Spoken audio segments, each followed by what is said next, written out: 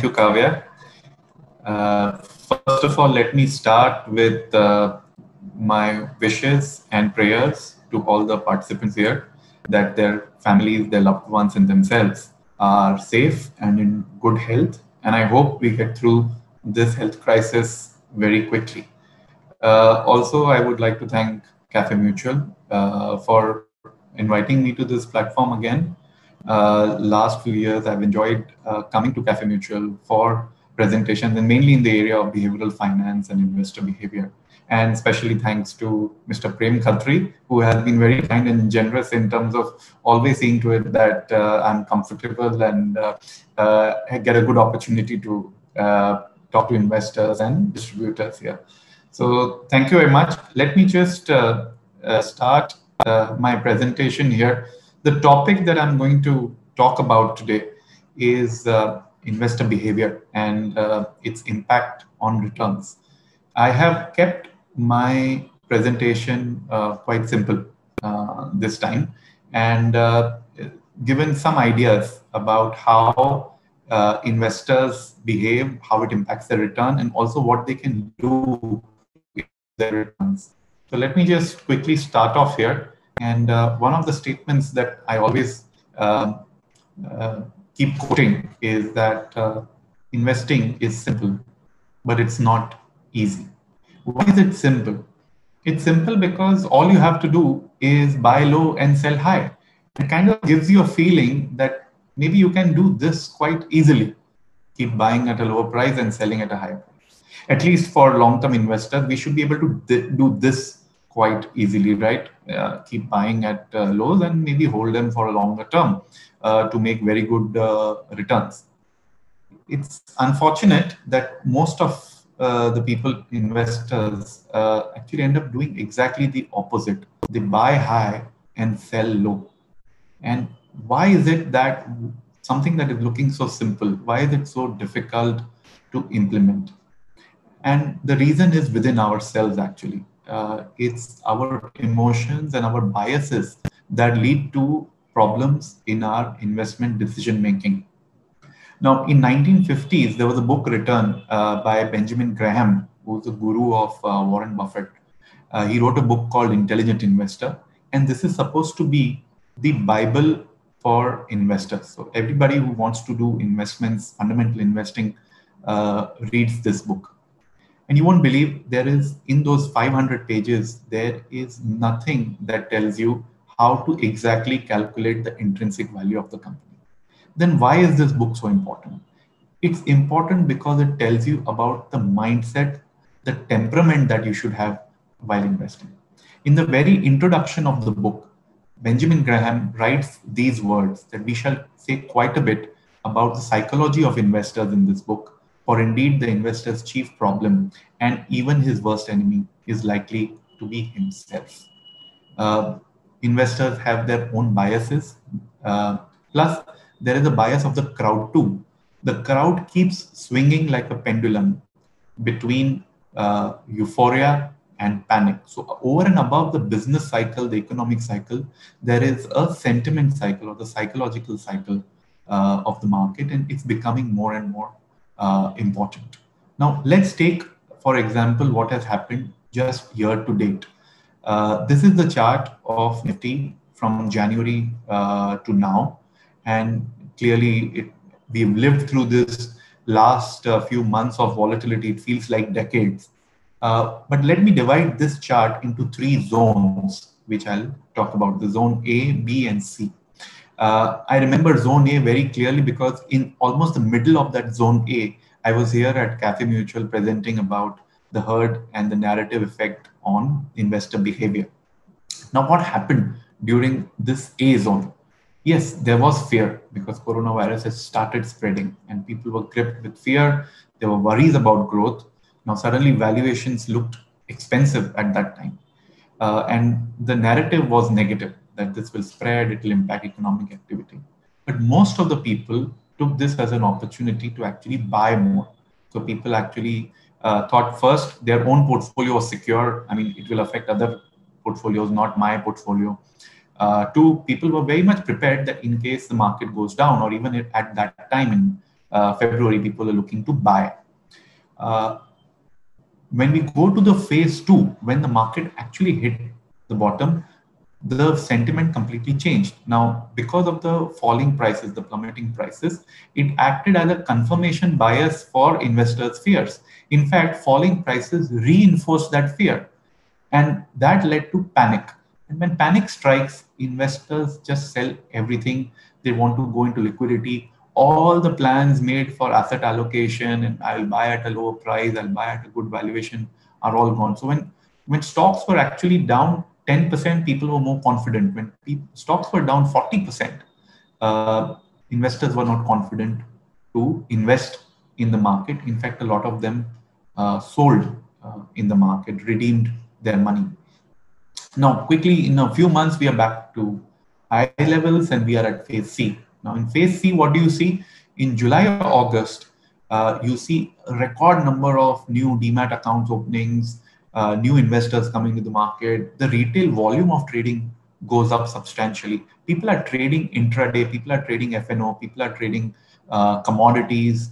There is a herd mentality. People are chasing volume breakouts or price breakouts. There are hot stocks which continuously come on the media and people keep buying into them. There are apps that show you which are the hot stocks to buy. And somehow valuations don't matter in all this anymore. And there is something called the house money effect. When people take a risk like a gambler and they make some money, with the profit they make, they take actually bigger risks. So the whole cycle, if you see in this zones, what we have essentially done is buy, sell, buy, exactly like the chart which we showed in the front. That people actually buy high and tend to sell low when they panic. How do we get out of this loop? Now, as I said, investment is simple, but it's not easy. I have some ideas to share with you, which will make it slightly easier to invest in equities and create good wealth for you over a longer term. I'll take you through four personalities and their stories, and then give you what we make out of it. So story number one is of a lady named Grace Groner. She was born in Chicago in 1909. She started looking for a job in the 1930s, which was a bad time to look for a job because the world was in a recession, depression at that time. She got a job as a secretary in a pharma company, and she continued that job for 43 years. She remained a secretary. She didn't get married, didn't have kids. She didn't even own a car. She was not having a house in a very posh locality. She was in a very reasonable kind of neighborhood. Whatever money she earned, she actually did some charity. But in 1935, she invested certain amount of money, $180 in stocks. And whatever dividends she got, whatever bonuses she got, she kept adding into her stock account.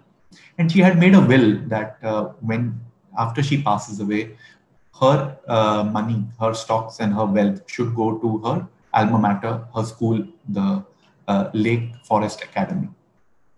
Now, when the check, she lived 100 years, long life. She passed away in 2010. When the dean, the principal of the school, got the check, which belonged to Grace Groner's, he saw $7 million in that, 50 crore rupees. And people are wondering, how did this lady, being a secretary all these years, have so much money? It was all from appreciation in stocks. Now, this is a passive investor who actually invested money, passive in terms of not trading actively, invested money and kept having dividends accumulated and reinvested. And she made a huge amount of money over a longer term. To see the real impact of compounding in equities, you have to think about longer term.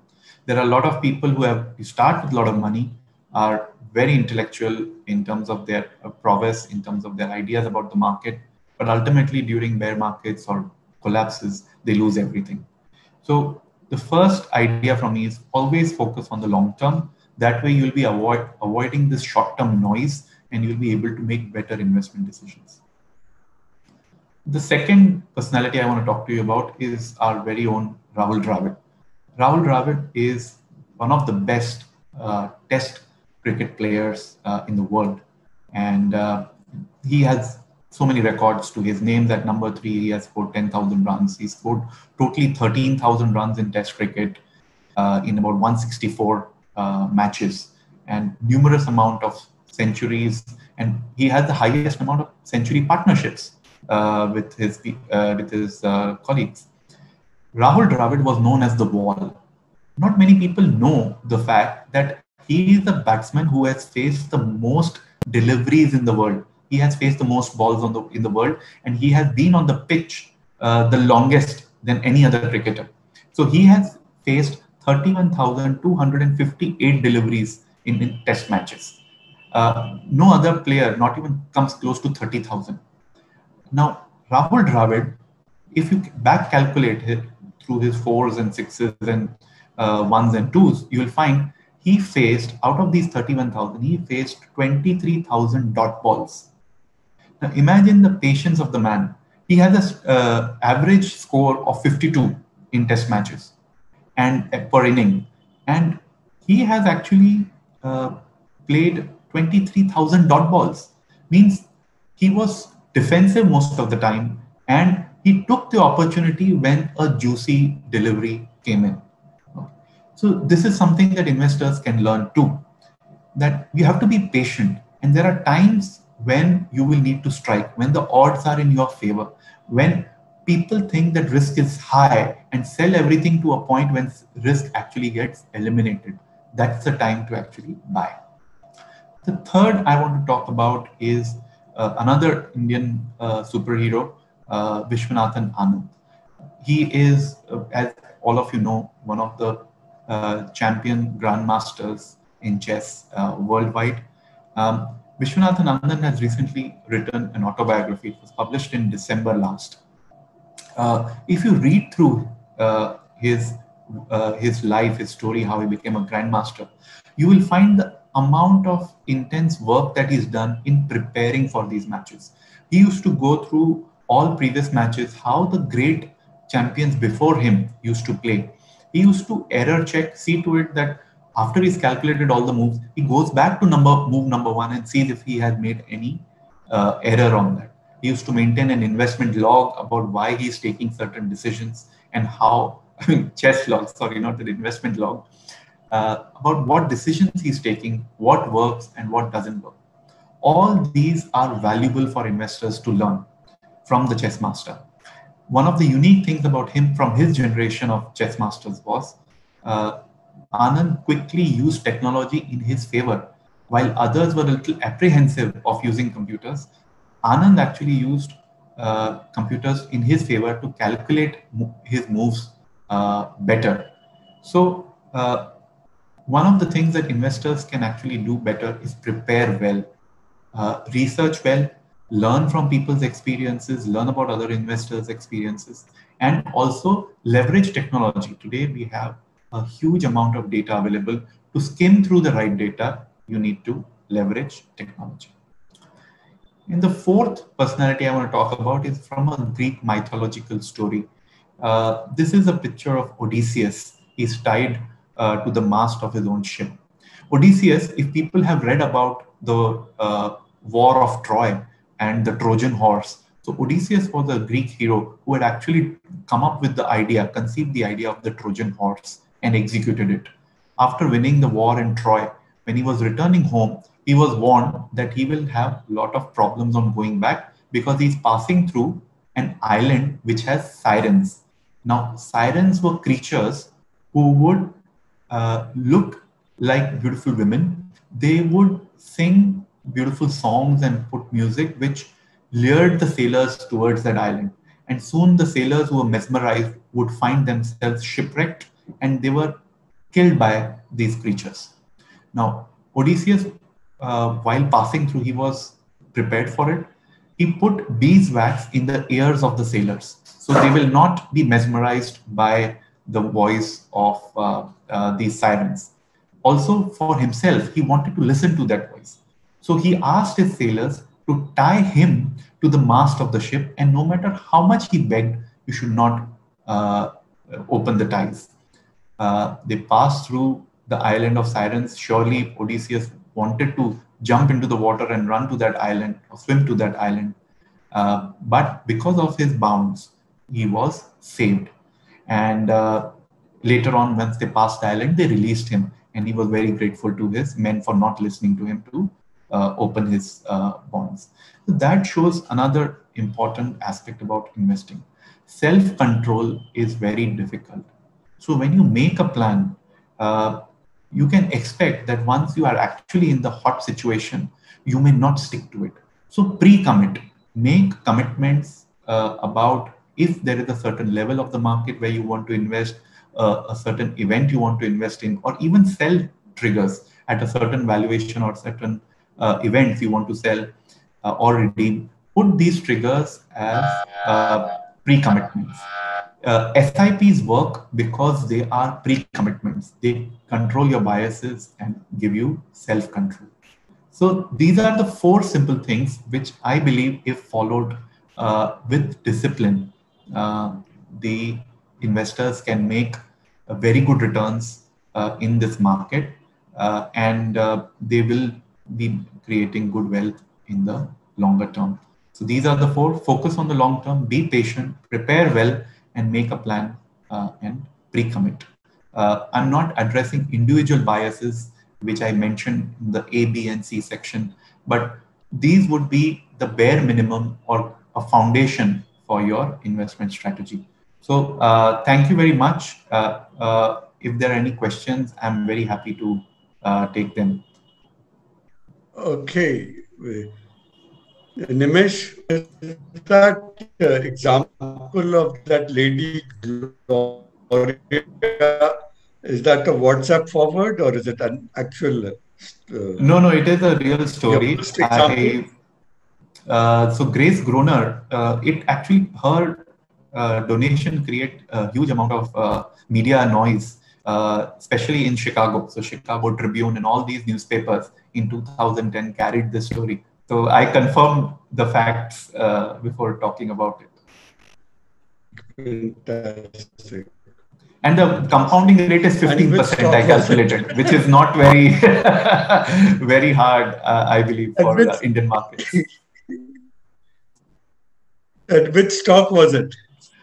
Oh, okay. So that I have not checked. But which stock was it? $180 becoming 7 million is 15% compounded rate. So it could be possibly she invested in Abbott because she was working there. Okay. Okay, Nimesh, we've run out of time, but that was once again, a very brilliant presentation. So simple, so elegant, lovely examples, and and of course, you told us things I didn't know about Rahul Dravid. I didn't know about Vishwanath Anand. So, all terrific.